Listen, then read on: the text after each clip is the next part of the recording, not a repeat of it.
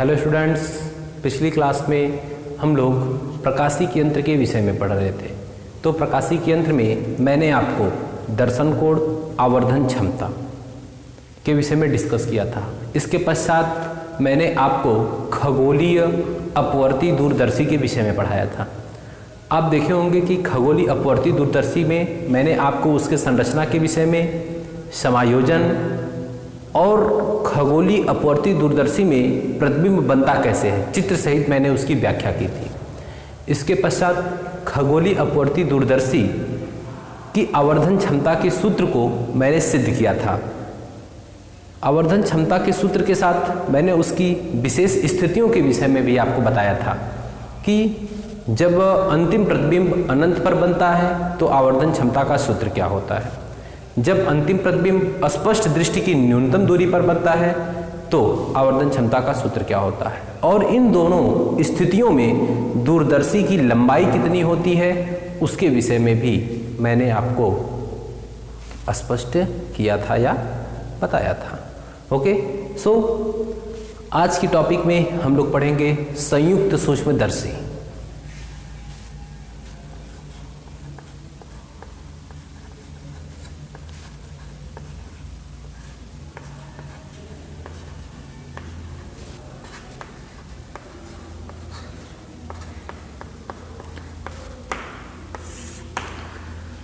संयुक्त सूक्ष्मदर्शी कहा जाता है कि संयुक्त सूक्ष्मदर्शी एक ऐसा प्रकाशिकी यंत्र है जिसकी सहायता से अत्यंत नज़दीक स्थित वस्तुओं को देखा जाता है। फिर से एक बार, संयुक्त सूक्ष्मदर्शी एक ऐसा प्रकाशिकी यंत्र है जिसकी सहायता से अत्यंत नज़दीक स्थित वस्तुओं को देखने में प्रयोग किया जाता है। जो ये संयुक्त सूक्ष्मदर्शी होती है, इसकी जो आवर्धन क्षमता होती है वो सरल सूक्ष्मदर्शी की अपेक्षा बहुत अधिक होती है। तो अब आपके विचार में आया होगा कि सरल सूक्ष्मदर्शी क्या होता है। तो मैं आपको बता दूं कि उच्च आवर्धन क्षमता का एक उत्तल लेंस होता है और उसको किसी एक गोल फ्रेम में लगाकर उसमें एक हैंडल लगा दिया जाता है। मैं आपको दिखा दूं जैसे कि ये कोई एक फ्रेम हो गया, ठीक है, ये एक फ्रेम हो गया और इस फ्रेम में ये एक लेंस मैंने लगा दिया, ठीक है, उत्तल लेंस इसमें मैंने लगा दिया उच्च आवर्धन क्षमता का। तो ये जो उपकरण बनता है इसी को सरल सूक्ष्मदर्शी कहा जाता है। तो जो ये संयुक्त सूक्ष्मदर्शी होती है, इसकी जो आवर्धन क्षमता होती है, इसके आवर्धन क्षमता की अपेक्षा बहुत अधिक होती है। तो ये आप ज्योमेट्री बॉक्स वगैरह लेते होंगे तो उसमें ये चीज़ आपको मिल जाती है, जिसमें जो छोटे बच्चे होते हैं वो इसकी सहायता से प्रकाश किरण को एक बिंदु पर एकत्रित करने के लिए प्रयोग में लाते हैं। फिलहाल उनको तो ये जानकारी होती नहीं है कि मैं प्रकाश किरण को एक बिंदु पर एकत्रित कर रहा हूँ। वो क्या करते हैं, चमकदार एक बिंदु प्राप्त करते हैं या किसी कागज़ को जलाने का प्रयास करते हैं। उन्हें धूप नहीं लगती है, ठीक है। जो बच्चे होते हैं जब वो कागज़ जलाते हैं तो उनको धूप नहीं लगती है, धूप कागज़ को लगती है। तो ये होता है एक सरल सूक्ष्मदर्शी। तो इसके आवर्धन क्षमता की अपेक्षा संयुक्त सूक्ष्मदर्शी की जो आवर्धन क्षमता होती है वह बहुत अधिक होती है।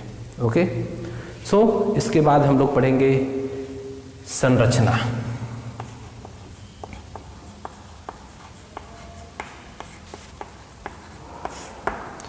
संरचना तो संरचना सेम खगोलीय अपवर्ती दूरदर्शी की तरह, बशर्ते इसमें नाम चेंज हो जाएंगे। क्या कहेंगे, इसमें एक लंबी बेलनाकार नली होती है जिसके एक सिरे पर छोटे फोकस दूरी एवं छोटे द्वारक का उत्तल लेंस लगा होता है जिसे अभिदृश्यक लेंस कहते हैं। इस नली के दूसरे सिरे पर एक अन्य नली फिट होती है जिसके दूसरे सिरे पर बड़े फोकस दूरी एवं बड़े द्वारक का एक उत्तल लेंस लगा होता है जिसे अभिनेत्र लेंस या नेत्रिका कहते हैं।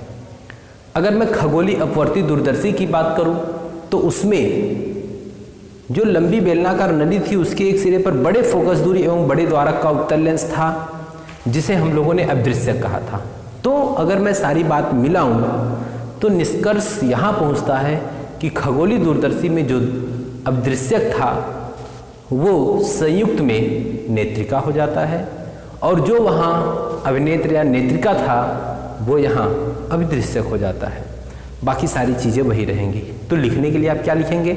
इसमें एक लंबी बेलनाकार नली होती है जिसके एक सिरे पर छोटे फोकस दूरी एवं छोटे द्वारक का उत्तल लेंस लगा होता है जिसे अदृश्यक लेंस कहते हैं। इस नली के दूसरे सिरे पर एक अन्य नली फिट होती है जिसके दूसरे किनारे पर एक बड़े फोकस दूरी एवं बड़े द्वारक का उत्तल लेंस लगा होता है जिसे अभिनेत्र या नेत्रिका कहते हैं। ठीक है, अभिनेत्र लेंस या नेत्रिका कहते हैं। इस नली में एक दंतुर चक्र लगा होता है जिसकी सहायता से नली को आगे पीछे खिसकाया जा सकता है। ये पूरी क्या हो जाती है? संरचना। इसके पश्चात आता है समायोजन, कि इसको हम लोग समायोजित करते कैसे हैं।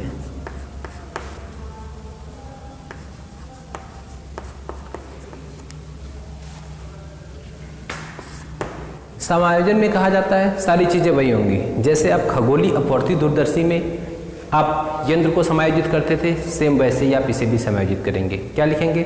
कि जिस वस्तु को देखना होता है उसे अदृश्यक के सामने फोकस दूरी से कुछ अधिक दूरी पर रख देते हैं।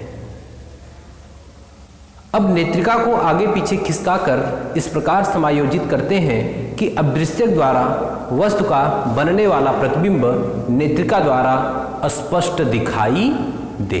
फिर से एक बार क्या कहेंगे? जिस वस्तु को देखना होता है उसे अदृश्यक के सामने अदृश्यक के फोकस दूरी से कुछ अधिक दूरी पर रख देते हैं।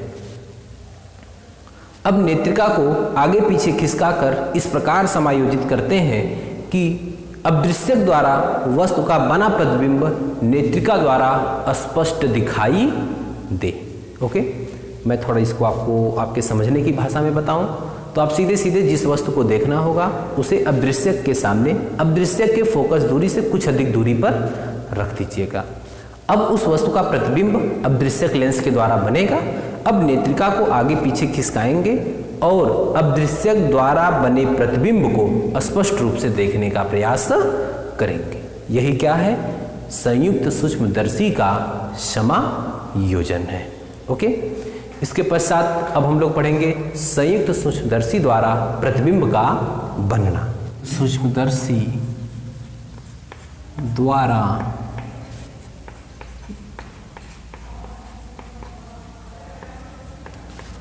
प्रतिबिंब का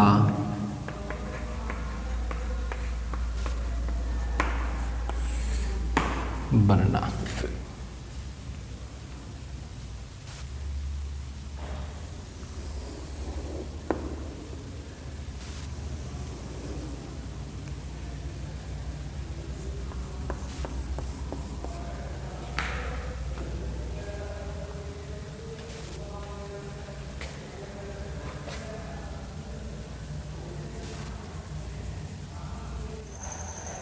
तो संयुक्त सूक्ष्मदर्शी द्वारा प्रतिबिंब का बनना, इसमें मैंने ये फिगर एक बना दिया है। फिगर मैंने कैसे बनाया है इसको आप देख लीजिए। ये छोटे फोकस दूरी एवं छोटे द्वारक का एक उत्तल लेंस है जिसे हम लोग अदृश्यक लेंस कहे हैं, और ये बड़े फोकस दूरी एवं बड़े द्वारक का लेंस है जिसे हम लोग अभिनेत्र लेंस या नेत्रिका कहें। अदृश्यक लेंस के जो प्रथम फोकस है इससे कुछ दूरी पर एक वस्तु ए बी रखी है। अदृश्यक लेंस द्वारा ए बी का जो प्रतिबिंब बनता है वह A1 B1 बनता है। कैसा है? वास्तविक है, उल्टा है और वस्तु से बड़ा है। बनता कहाँ है? अभिनेत्र लेंस के प्रकाशिक केंद्र और प्रथम फोकस दूरी के बीच, प्रथम फोकस के बीच कहीं भी बनता है, जो इसके लिए वस्तु का कार्य करता है। और A1 B1 का प्रतिबिंब अभिनेत्र लेंस द्वारा A2 B2 बनता है, जो आभासी होता है, सीधा होता है और वस्तु से बड़ा होता है। ठीक, तो प्रतिबिंब के बनने में आप लिखेंगे क्या? आप लिखेंगे कि अदृश्यक O के प्रथम फोकस दूरी से कुछ दूरी पर एक वस्तु AB रखी होती है, जिसका प्रतिबिंब A1 B1 बनता है, जो वास्तविक, उल्टा और वस्तु से बड़ा होता है। प्रतिबिंब A1 B1 अभिनेत्र लेंस के प्रकाशिक केंद्र E और प्रथम फोकस FE डैश के बीच कहीं बनता है, जो अभिनेत्र लेंस के लिए वस्तु का कार्य करता है। अभिनेत्र लेंस द्वारा वस्तु A1 B1 का प्रतिबिंब A2 B2 बनता है, जो आभासी, सीधा तथा बड़ा होता है। और ये प्रतिबिंब बनता कहाँ है? ये स्पष्ट दृष्टि की न्यूनतम दूरी D पर बनता है। तो ये क्या हो गया? संयुक्त सूक्ष्मदर्शी द्वारा प्रतिबिंब का बनना। अब इसके पश्चात हम लोगों को पढ़ना है आवर्धन क्षमता। ओके,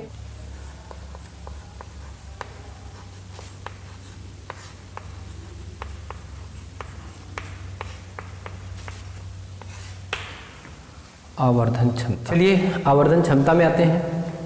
तो देखिए जरा, जो ये अंतिम प्रतिबिंब A2 B2 है, ये नेत्रिका पर बीटा कोण बनाता है। तो लिखा जा सकता है beta equal to tan beta, और tan बीटा इक्वल टू हम लोग लिख सकते हैं A1 B1 अपान E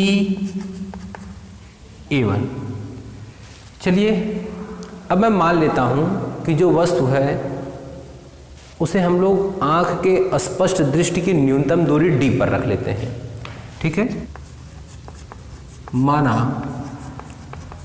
वस्तु AB को आंख से स्पष्ट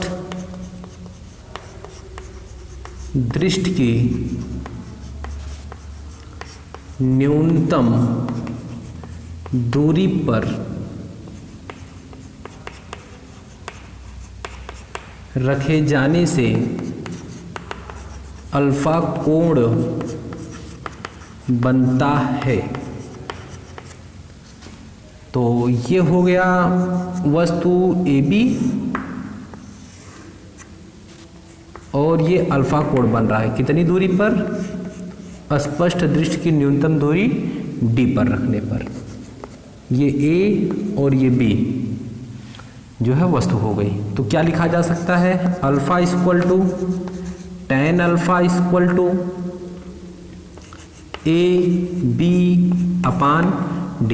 आवर्धन क्षमता हम लोग जानते क्या है? आवर्धन क्षमता क्या पढ़े हैं हम लोग? m equal to beta upon alpha. Beta की value A1 B1 upon E A1 में हम लोग भाग करेंगे किससे? AB अपान D से। AB अपान D से इसको हम लोग तुरंत लिख सकते हैं A1 B1 upon E A1 into D upon AB। तो इसे मैं लिख लेता हूँ m equal to A1 B1 upon AB equal to D upon ये इक्वल टू नहीं होगा, D अपान E A1, D अपान E A1। थोड़ा मैंने A1 B1 को, यानी कि ये प्रतिबिंब की लंबाई हो गई, ये वस्तु की लंबाई है, तो दोनों को मैंने एक साथ कर लिया है। और ये भी एक प्रकार से दूरी है, ये भी एक प्रकार से दूरी है, तो दोनों दूरियों को मैंने एक साथ कर लिया है।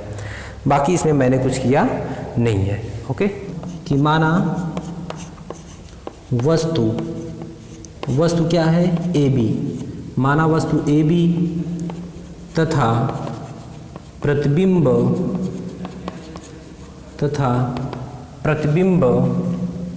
A1 B1 अभिदृश्यक अभिदृश्यक से क्रमशः अदृश्यक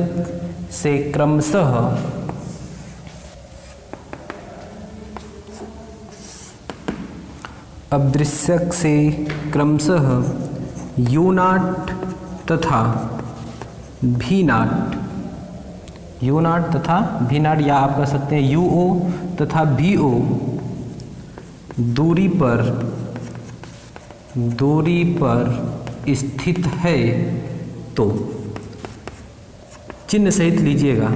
तो चिन्ह सहित लेने पर, तो अगर आप चिन्ह सहित लेते हैं, चिन्ह सहित लेने पर, तो जरा देखिएगा A1 B1 अपान AB बराबर क्या लिखा जा सकता है? A1 B1 अपान AB बराबर लिखा जा सकता है V naught upon minus U naught. अब यदि प्रतिबिंब A1 B1 की नेत्रिका से दूरी UE है तो EA1 बराबर लिखा जा सकता है माइनस UE। तो आ जाते हैं आवर्धन क्षमता में। M बराबर हम लोग क्या लिख सकते हैं? M बराबर है A1 B1 upon AB। A1 B1 upon AB की वैल्यू क्या है? V naught upon minus U नाट, और ये D माइनस D चूंकि नेत्रिका के बाईं तरफ ही है, माइनस D अपान EA1 की भी वैल्यू क्या है? माइनस UE है। ओके, तो ये आप लोगों का हो गया M equal to V naught upon minus U naught into minus D upon UE। इसी को मैं आगे लिखता हूँ, M इक्वल टू लिखा जा सकता है minus V naught upon U naught into, ये माइनस माइनस से कैंसिल हो जाएगा, D अपान UE। ये फार्मूला मिल जाता है किसका? आवर्धन क्षमता का। तो संयुक्त सूक्ष्मदर्शी के आवर्धन क्षमता का व्यापक सूत्र यही है। ठीक, यह संयुक्त सूक्ष्मदर्शी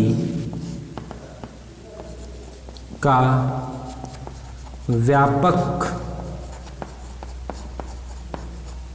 सूत्र है। अब इसकी दो स्थितियां हैं। इसकी दो स्थितियां हैं, तो आप लिखेंगे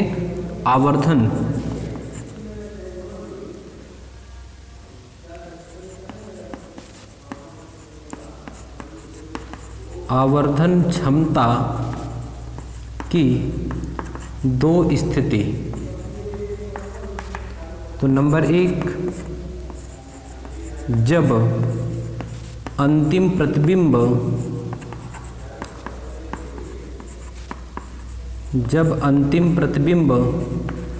अनंत पर बनता है, जब अंतिम प्रतिबिंब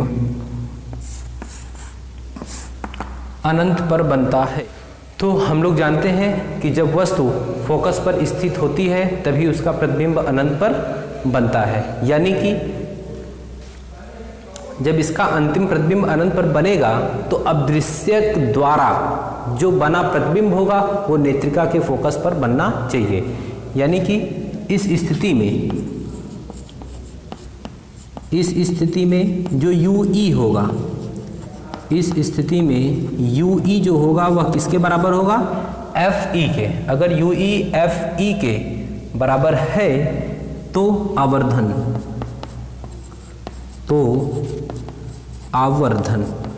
M बराबर क्या लिखा जा सकता है? Minus V naught upon U naught minus V naught upon U naught minus भी naught upon U naught into D upon F E. ये फार्मूला कब के लिए है? जब अंतिम प्रतिबिंब अनंत पर बनेगा। तो ये आवर्धन का सूत्र हो गया।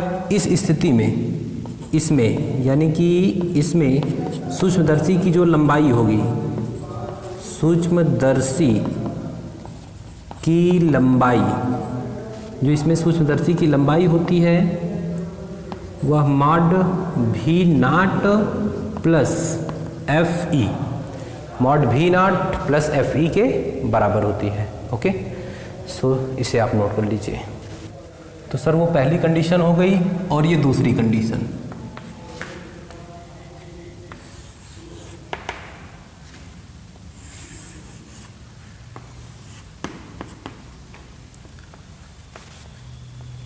जब अंतिम प्रतिबिंब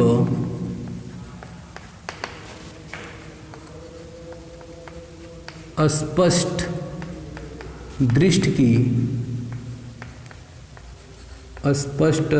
की न्यूनतम दूरी पर बनता है। नंबर 2, जब अंतिम प्रतिबिंब स्पष्ट दृष्टि की न्यूनतम दूरी पर बनता है। तो क्या जानेंगे हम लोग इसमें? इस स्थिति में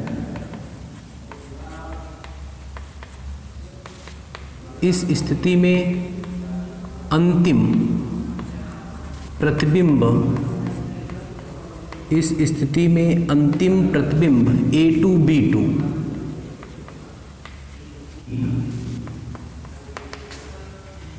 नेत्रिका से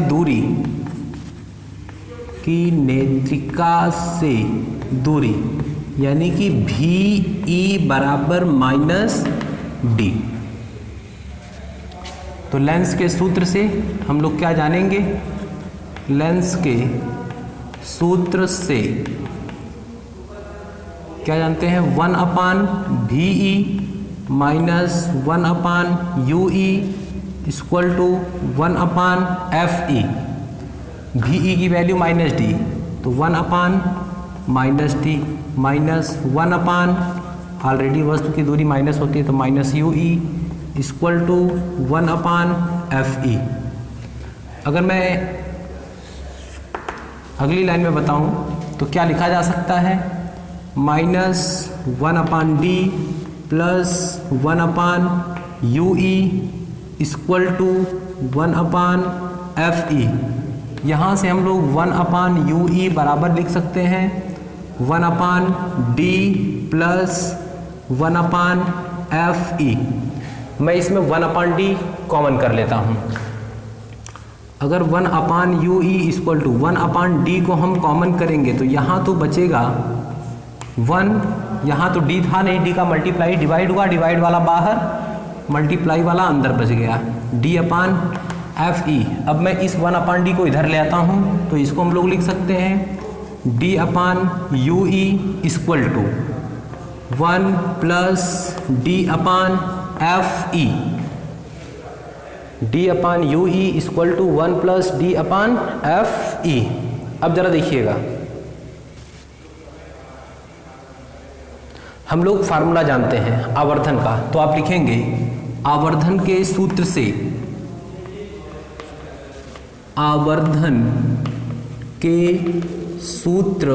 से अब हम लोग आवर्धन का व्यापक सूत्र पढ़े हैं क्या?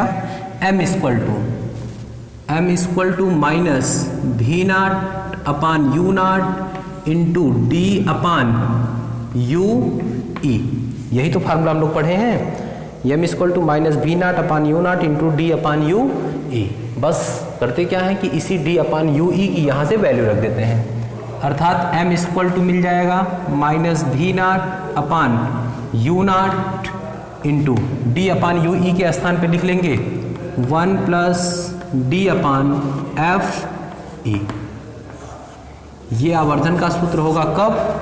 जब वस्तु का अंतिम प्रतिबिंब स्पष्ट दृष्टि की न्यूनतम दूरी पर बनेगा। ओके, इस स्थिति में यानी कि इस स्थिति में कहिए या इसमें सूक्ष्मदर्शी की लंबाई, इसमें सूक्ष्मदर्शी की लंबाई मॉड भी नॉट और प्लस मॉड यू ई होती है। तो इस स्थिति में जो सूक्ष्मदर्शी की लंबाई होती है वह मॉड भी नॉट प्लस मॉड यू ई होती है। ओके, तो आप कैसे लिखेंगे मैं आपको एक बार पुनः बता देता हूँ। आवर्धन क्षमता में आप यहाँ से शुरू करेंगे तो इस तरीके से लिखते हुए आप आएंगे यहाँ तक, तो ये मिलेगा संयुक्त सूक्ष्मदर्शी के आवर्धन क्षमता का व्यापक सूत्र। ओके, यहाँ तक ये मिल गया। कैसे लिखेंगे? ऐसे लिखते हुए आप ऐसे यहाँ तक आएंगे। ओके, सिर्फ तब इसके बाद इसकी स्थितियाँ, तो आवर्धन क्षमता की दो स्थिति में मैंने बताया कि पहली स्थिति है तो पहली स्थिति यहीं पर कंप्लीट हो जाती है, दूसरी स्थिति को मैंने यहाँ पर पढ़ाया है। तो ऐसे आप लिखते हुए कहाँ तक आएंगे? यहाँ तक आएंगे। ओके, तो इस तरीके से आप अपने आवर्धन क्षमता को कंप्लीट कर लेंगे। तो आज की टॉपिक में इतना ही, बाकी सारी चीज़ें हम लोग अगली क्लास में पढ़ेंगे। इसके लिए आपको बहुत बहुत धन्यवाद। Thank you.